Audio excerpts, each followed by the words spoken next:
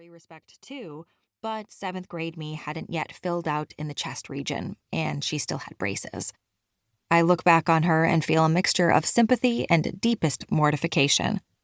I was in the lunchroom, of course, because all middle school horror stories take place in the lunchroom. I was sitting by myself, eating a chicken salad sandwich, a food I cannot eat to this day, although I'm pretty sure that's just because I fundamentally reject the idea of celery.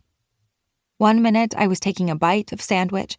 The next thing I knew, Virginia Cook's wet fingers were in my ears, which is just so gross and unsanitary and gross and gross.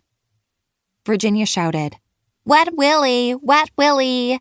I'm still annoyed that she came up with such a good pun for my name. And because Virginia Cook was pretty even in 7th grade, when no one should be pretty, I might add, everyone laughed. The whole cafeteria. I thought that was something that happened in movies, you know? The whole cafeteria laughing at the kind of bullying you only see in fiction. But I guess not. Apparently, it is a thing that happens in real life, too. People stick their fingers in other people's ears and everyone laughs about it. Middle schoolers are the worst. The crowning moment was when Virginia's friend Marie dumped her expensive bottled water on my head and did her own chorus of, "Wet Willie, Wet Willie." It was sort of traumatic. I try not to think about it. So even though I insist on Mina now, my fate has already been sealed. I will always be thought of as Wet Willie by my peers. People like Virginia and Marie would probably still call me that to my face if they ever had cause to acknowledge my existence. I try to make sure that doesn't happen. But my eyes make that difficult. I am the only person I have ever seen with 2 different colored eyes, aside from my mother. My older sister Violet has a little patch of green in her otherwise brown eyes, but it's barely noticeable. Mine are definitely noticeable. My left eye is a pale blue. My right eye is dog poop brown. I try to play it down, but there's just not a lot I can do.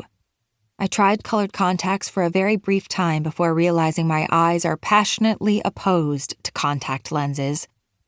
I do wear glasses and I stay away from eye makeup, but that's about it. I'm stuck with the eyes, just like I'm stuck with the name. Wilhelmina Dorcas Perkins, the brown and blue-eyed freak.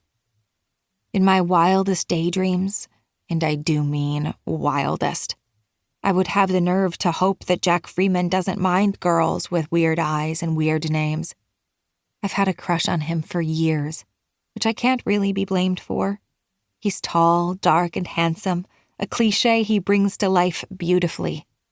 He gets a little dimple in his right cheek when he smiles, and his teeth are really white. I know this not because I'm a stalker, but because we've had most of our classes together for the last 3 years. Unfortunately, I'm not the only person who notices the aforementioned dimple and white teeth and tall, dark handsomeness. Plus, Jack plays football. He smiles a lot. He even seems genuinely nice. The time Joanna Towers, obese and socially stunted, broke a desk chair just by sitting in it, pretty much everyone laughed. It was horrible. But Jack didn't laugh. He just helped her pick up her books and then went back to his seat like it was nothing. Like he did that every day. I was impressed. When you factor all those things in, you're not surprised that he's pretty popular. There are a lot of girls in my senior class, all of them with 2 eyes that match, and Jack Freeman could have his pick of any of them. So yes, someone like Jack is out of my league even in my wildest daydreams. In my more realistic daydreams, I make accidental eye contact with him and manage to smile rather than trip over my own feet. This has happened in real life, and turn as red as a strawberry. But that might be asking a bit much of myself. Daydream Mina is a lot more put together than real-life Mina.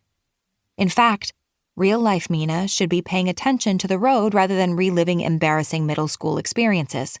I follow an ugly red sedan as it pulls onto my street, and as I turn into my driveway, the red sedan pulls into the driveway of the house next to mine. It's Cohen. We've been neighbors our whole lives.